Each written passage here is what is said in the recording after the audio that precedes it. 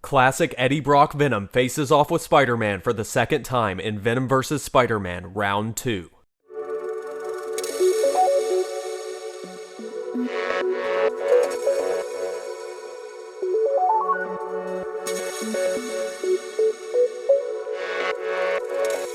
What's up guys, Roman from R&S Entertainment here, and welcome to another episode of Comic History, the weekly series where we go over the iconic origins and storylines in the world of comics. In this week's episode, we're going to be continuing on with our symbiote videos with a classic clash between the original Venom, Eddie Brock, and Spider-Man shortly after Venom's origin, which I covered on my very first episode of Comic History. This story takes place in Amazing Spider-Man 315, 316, and 317, and before Venom returns and Lethal Protector, both of which we will be covering in future episodes. Venom's origin story leads off with Venom exhausting his supply of symbiote webbing and falling from the top of a church tower, being locked away in the supervillain prison The Vault, in a sonic-powered container that keeps the symbiote in a weakened state. Sometime later, a guard at the Vault walks by Venom's cell and notices a fellow guard lying on the ground within, running in and turning off the sonic shield. And once he's inside, the guard on the ground leaps up, revealing himself to be Eddie Brock using the symbiote as a disguise, wrapping the symbiote around the man's face and smothering him to death. Afterwards, Eddie carries the dead guard into his cell and lays him on the cot, talking to the symbiote about how the death of an innocent person is always tragic,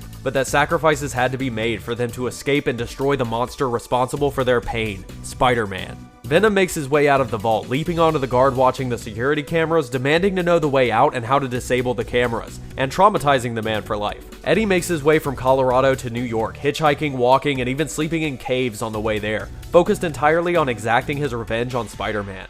In New York, Venom travels through the sewer system to a safe house he had discovered during his time as an investigative reporter, a locked-up and abandoned fallout shelter built in the 50s and adjacent to the sewer wall. On the way, he suffocates a rat with his webbing in front of a homeless person he happened to pass by, telling him to keep quiet about seeing him. Venom makes his way to the fallout shelter, and inside, Eddie picks up the weights from a weight bench and says that while the symbiote's strength is inherent, his muscles must be earned, and that both of them had to be at their fullest strength to rip Spider-Man to pieces. During this time, Spider-Man is having trouble both with work and at home, dealing with a decidedly anti-Spider bias at the Daily Bugle, with J. Jonah Jameson actually blackballing all pictures that couldn't be given a negative spin, and having to move him and Mary Jane into Aunt May's boarding house after getting evicted from their condo due to a jealous stalker messing with Mary Jane's life. This leads to Felicia Hardy, aka Black Cat, trying to find Spider-Man at his old apartment when she shows up back to town, having decided that they were meant to be together, but after finding it empty, Venom appears from the shadows, demanding to know where Spider-Man is. Black Cat trips Venom and tries to leap away, but being caught in the foot by Venom's webbing, quickly flips and kicks a large glass chandelier from the ceiling. It lands on Venom, enraging him as he swings her around with the web line, grabbing her by the back of the head and smashing her face into the wall. Crumpled on the floor, Black Cat says that she doesn't know where Spider-Man is, and sensing her honesty, Venom leaves, saying that the first time he hunted Spider-Man was the same, with his wife not having the information either. Black Cat is heavily injured, but the only thing she focuses on is the word wife, knowing that Spider-Man had moved on without her. While being turned down for yet another modeling gig, Mary Jane sees a familiar black and white suited figure swinging through the city, and when Peter returns home, she just says, "Peter, he's back."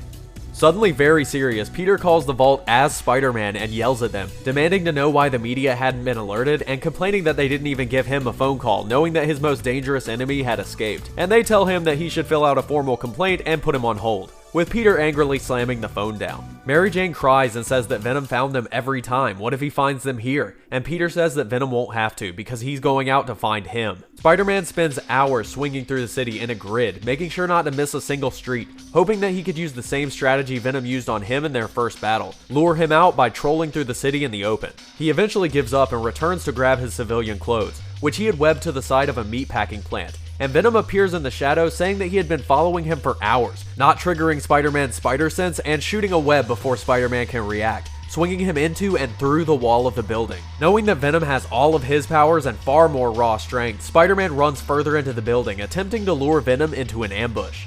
He hides behind multiple cow carcasses, but Venom smashes Spider-Man into the wall with them, with Spider-Man throwing one of the bodies at Venom and Venom ripping through it, saying that it was good practice for what he was going to do to Spider-Man. Venom grabs a massive vat of blood and offal from the slaughtered animals and dumps it on Spider-Man, and Spider-Man freaks the fuck out, knocking down the entire wall on Venom and slinging himself out of the building. Spider-Man goes home thinking to himself that he can't beat Venom one-on-one and that he needs to find help, and that luckily Venom still doesn't know where he lives. Back at the meatpacking plant, Venom emerges from under the wreckage and finds part of Spider-Man's civilian clothes, with a change of address form in the pocket. The next day, Peter is freaking out but tries to act normal around Aunt May, agreeing to go shopping with her that morning while he works out a plan in his head. Opening the door to leave, Peter sees Eddie Brock waiting on the porch, casually smiling and asking if Peter can come out to play. Eddie introduces himself to Aunt May, leaning in and kissing her hand while reaching his other arm behind her. Peter grabs his arm, furiously struggling to hold his arm back while Eddie casually keeps talking, letting the symbiote emerge around his arm and easily breaking Peter's grip. Eddie asks Aunt May if she minds if he borrows her nephew for a while, and that they had business, and upon a veiled threat, Peter agrees to go with him. They walk down the street with Eddie revealing how he had found Peter's address, and Peter asking him why he didn't just attack Peter at the house and force him to reveal himself as Spider-Man. Eddie says that a battle in the suburbs would put too many innocent people in danger, and that he had no interest in revealing Spider-Man's identity, as that would send every other villain he had right after him, with Venom wanting personal revenge all for himself. Eddie tells Peter to meet him tomorrow at the oceanside estate of his former employer from the Daily Globe, which is deserted in the winter and would keep innocent people from getting involved in their fight. And when he leaves, Peter thinks to himself that he was almost killed in their last fight, and that he is gonna go ask for help. He goes to the Fantastic Four, and Ben Grimm says that he'll have the team on standby, and to let them know when to come help. And Spider-Man returns to Aunt May's house to find Eddie Brock hanging out helping her fold her laundry, with Aunt May saying that he's a very helpful young man. Peter pulls Eddie around the side of the house, saying that he thought Venom wanted this kept between them, and Eddie says yes, between them, not the Fantastic Four, noting that Spider-Man is surprisingly easy to follow.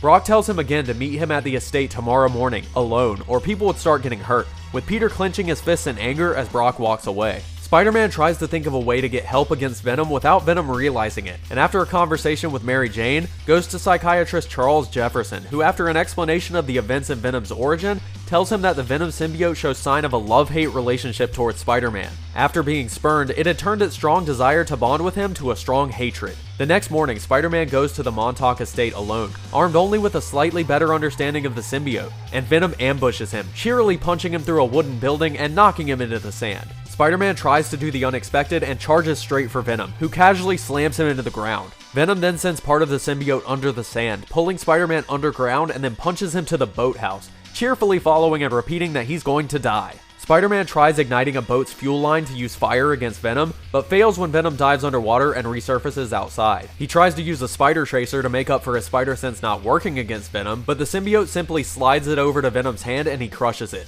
ripping up a chunk of the pier and knocking Spider-Man out of the air as he tries to run away. Venom grabs Spider-Man by the throat, and Spider-Man realizes that the only way he can win is to give up. Punching Venom in the face, Spider-Man takes off his costume and says to come get him, and then tells Venom that he's not talking to Eddie, he's talking to the symbiote. He says that if the Venom symbiote still wants to bond with him, to do it now, and as it starts to go back to him, Eddie screams out that it can't do this to him.